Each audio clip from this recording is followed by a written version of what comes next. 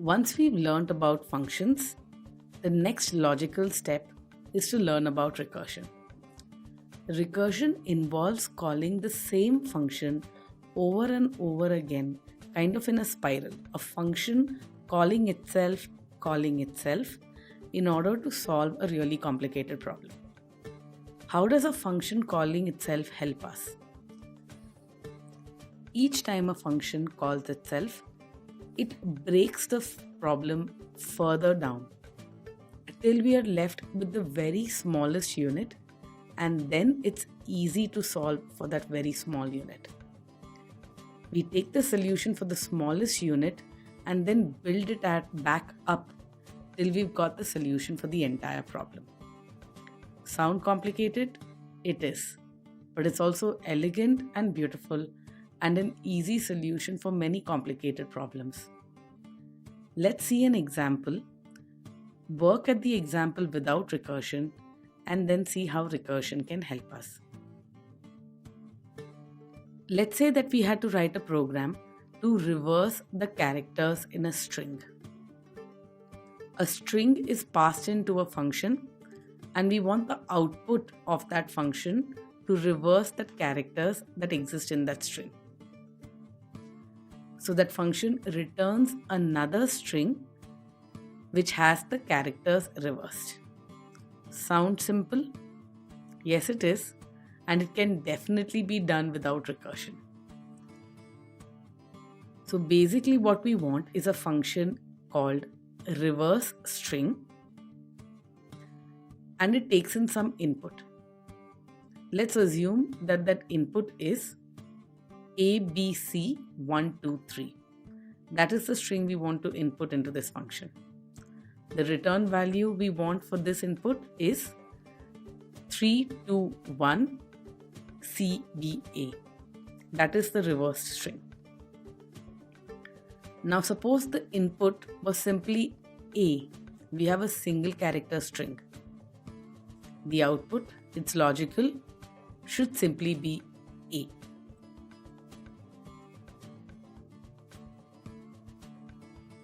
Let's see the steps involved in solving this problem.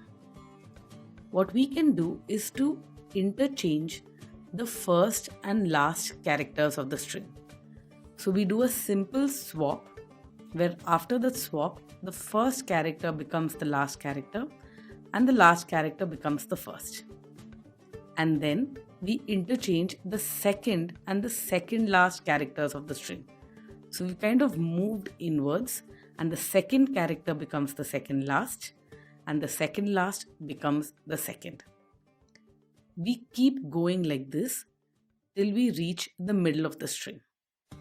So we've kind of started at the edges, and then we are moving towards the center. Imagine both your hands moving from the edge towards the center of the string.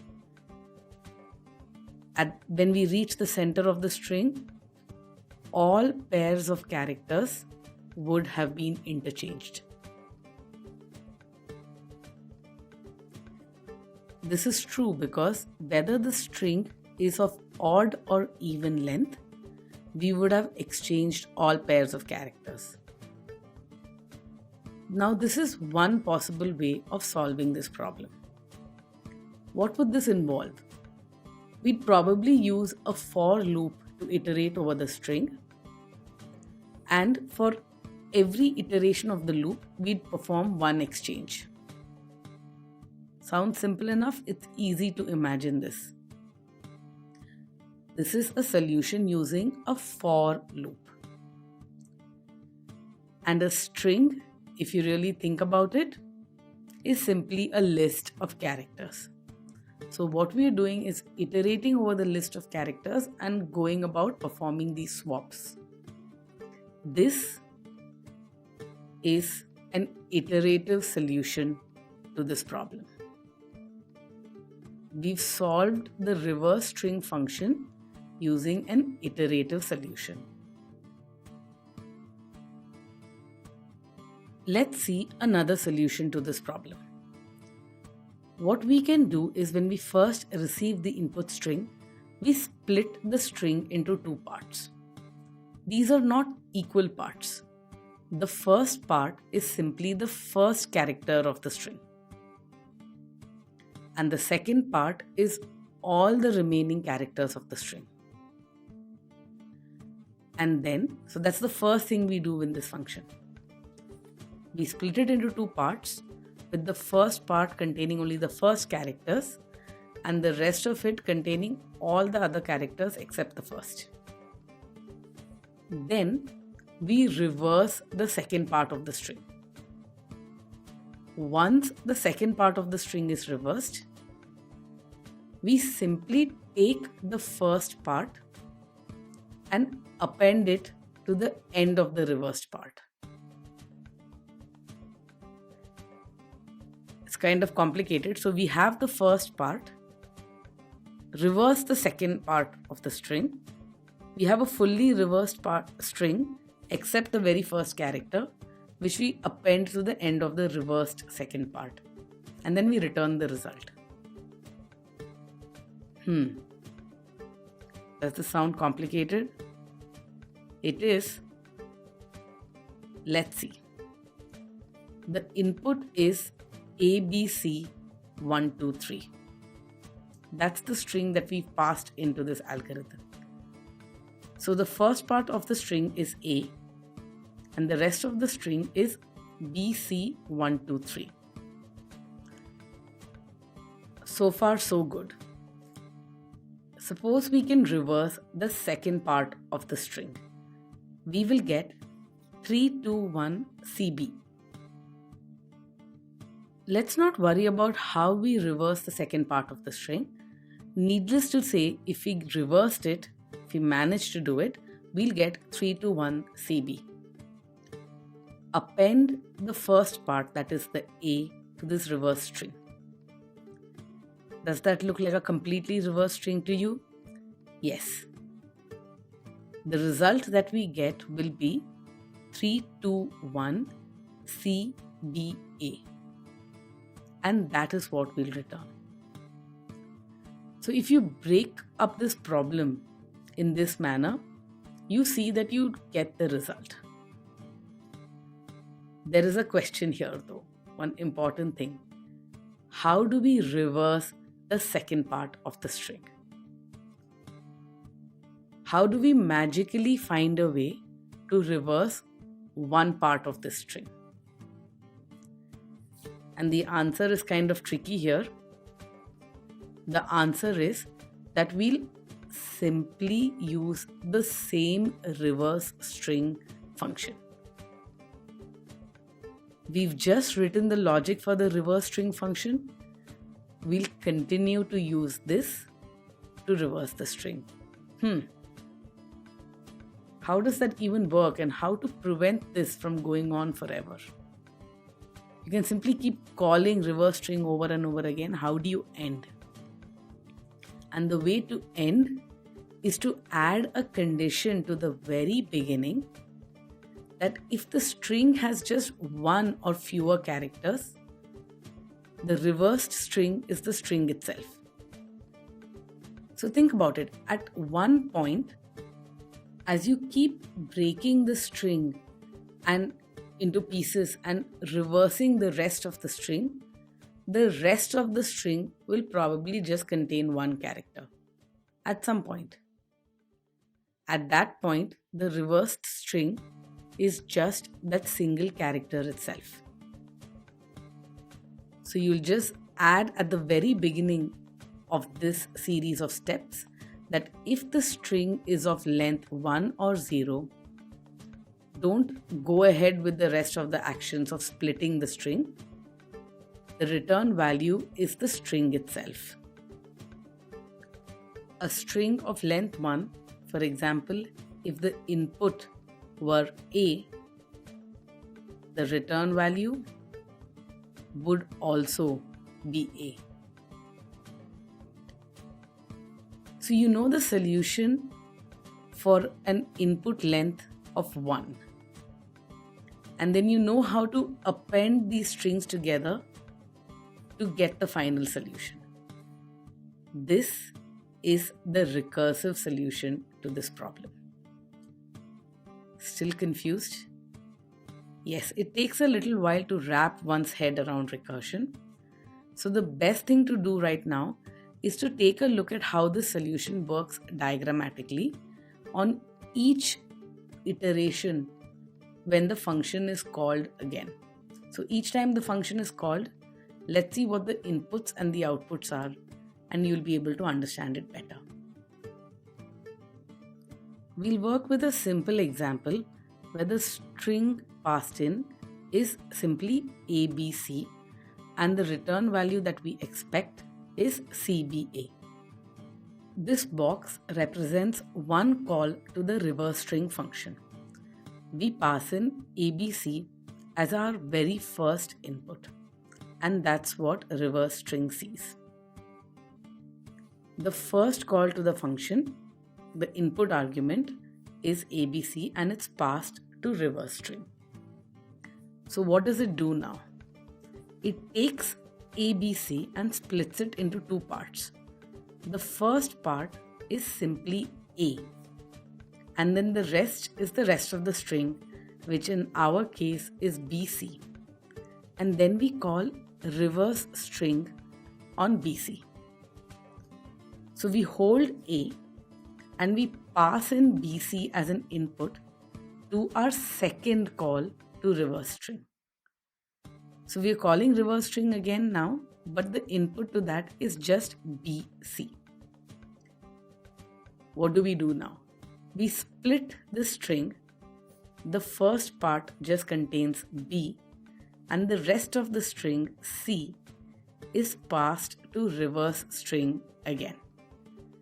So the third time we call reverse string, the input argument is just C. This is when the base case kicks in. We know that when the length of the string is just 1, we return the string itself. So when C is passed in, C is the return value to the second call of reverse string. So now at this point we are back in the second call and that has received C. What do we do here? We take the string, which is C in this case, and append B to it. We add B to the very end and return it, which means what gets returned to the very first call is CB. What do we do in our very first call to reverse string? Once more, we take the result, the return value that we've gotten, and append the part we are holding, that is A, to it. We add it to the end and we get CBA. Notice this is the completely reversed string that we were expecting. It's almost magical how recursion works.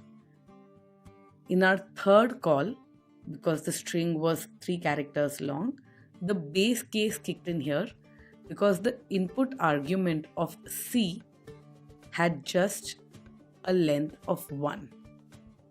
A string which is just 1 character long, the reversed part of it is just the character itself. So recursion seems complicated, but it's a very intuitive, elegant way of solving problems. Once you start thinking recursively, very complex problems can have simple 3-4 line solutions. Takes some getting used to though. Let's quickly summarize what we just learned.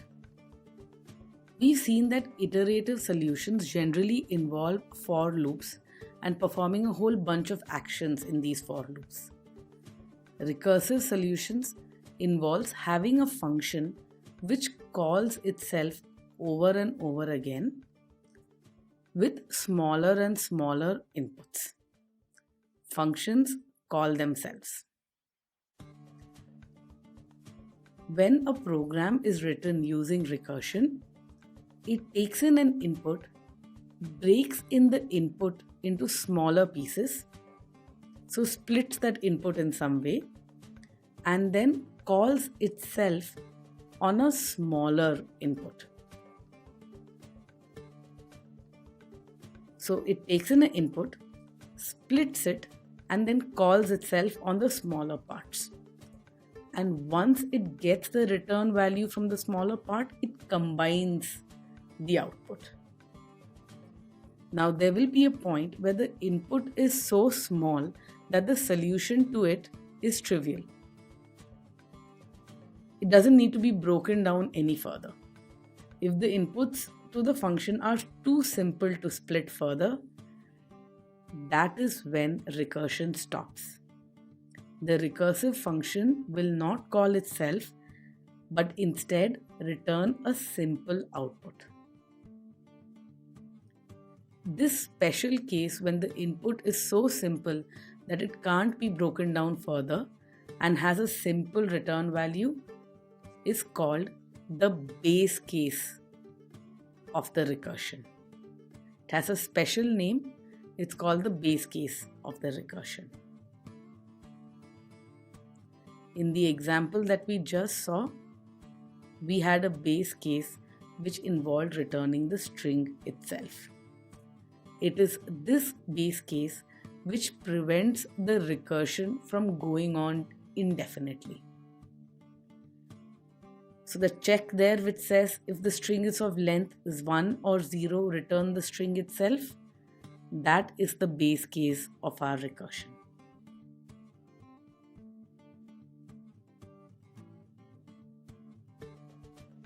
I'll repeat what I said early on in this class. Recursion is a pretty powerful idea. There are a whole family of problems which can seem really difficult to solve iteratively. The computation involved in solving them iteratively can be huge. But they are really intuitive and simple when you manage to think about them recursively and write a recursive solution. In my head, I think of recursion a little bit like mathematical induction in math. You figure out the very base case, the unit solution which is easy, and the larger solution builds itself.